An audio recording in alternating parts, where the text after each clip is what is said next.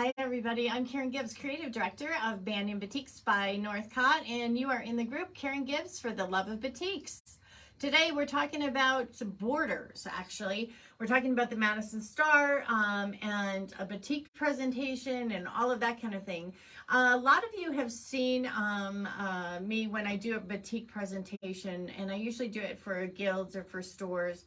But right now, Northcott is running a contest for your local quilt shops, and they can be entered to win a batik presentation. It's a kickoff of a presentation, and it takes about an hour for me to talk about how batiks are made and that kind of thing. And I bring lots of goodies with me. And then we do a Madison Star marathon weekend. It's Friday night, Saturday, and Sunday, and usually a bottle of wine, and you can finish a quilt top. And it's a huge quilt top. It's like 80 by 80, the Madison Star. It's a really interesting quilt because it can use anything. I know some of you have tossed a 2.5-inch strips on the table and said, okay, good luck, Karen, sort it out and see if we can come up with a good coloration of the Madison Star. So any kind of fabric works with it, not just batiks, but I think the batik ones are obviously the best. But it's a great class, and your local quilt shop can win that class with me. So all they have to do is either purchase 16 pieces or bolts of the quilt-inspired backgrounds and borders, or they can get entered to win. So if you can let your local quilt shop know, I'd really appreciate it. Now, what do you guys win? What do you win for talking about this or for commenting today? We're going to give away some fat quarter bundles of the background, or I'm sorry, the borders, okay? The quilt inspired borders. And we're going to draw 3 winners. So make sure you comment, okay, in the next 24 or 48 hours. I know some of you can't catch this live. You're stuck in your garden or on the beach or something like that, right? It's summertime. Or maybe you're in your sewing room avoiding the heat.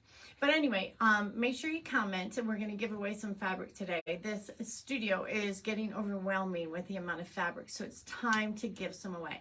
Now, you have to remember the quilt-inspired borders that I'm going to show you today are not available, won't be in your quilt shop until December. Okay, so start making those projects out of your batiks and get ready to use these borders in those projects. It's a wonderful way to finish up a project you've already got started with your batiks, because these borders, I made sure all these different colorations of borders work with just about anything. Okay, we started with the Madison Star as far as showing a photo of it or a screenshot of it, and that's a big one. It's more like a king size, okay, but you can make that size or you can make the 80 by 80. Okay, all right, so the borders, the border prints, and I have them all behind me here, and they're mixed with shadows just to show you the different colorations. But why is it quilt inspired? These are all quilt blocks, aren't they?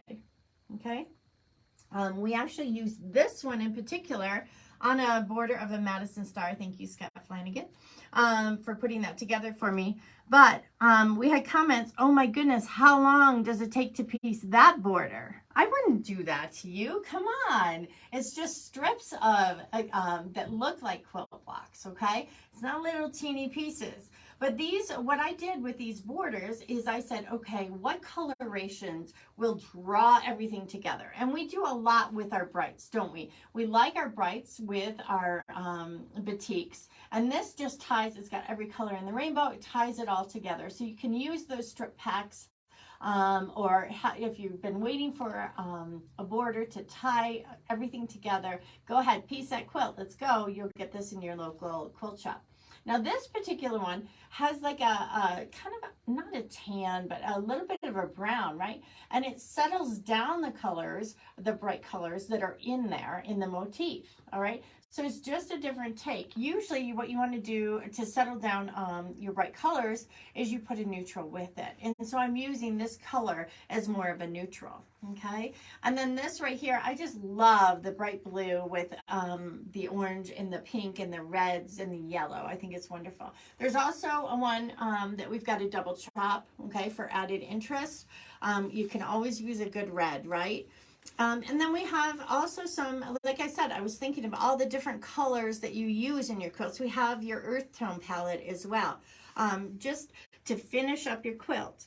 Could you use these within your quilt top? Of course you can, okay? But I went with a larger kind of motif on this because if I did that, then it's a nice complement for the smaller motifs that usually you find within the quilt. So it works really well with border. Look at that. You've kind of got a 3D effect, right?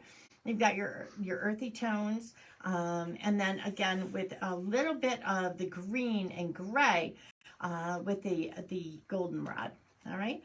Why not, since we're talking borders, why not put some as a colored stripe effect, right? These are just gorgeous, right? And you can cut them, and so you have almost a piano key look with your border, okay?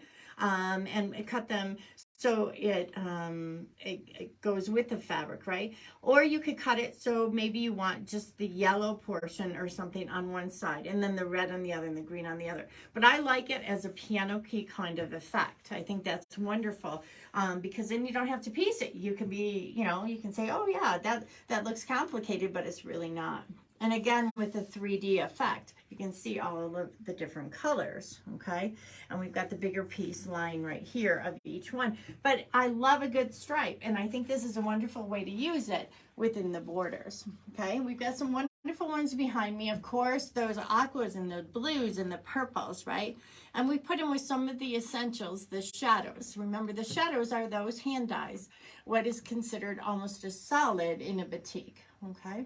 So I'm talking today about quilt-inspired borders. Make sure you get your quilt shop to enter in to win a teaching opportunity with me and a batik presentation, because we can do in person for the love of batiks. So I'm Karen Gibbs. I'm the creative director of Batiks by Northcott, and you are in the group Karen Gibbs for the love of batiks.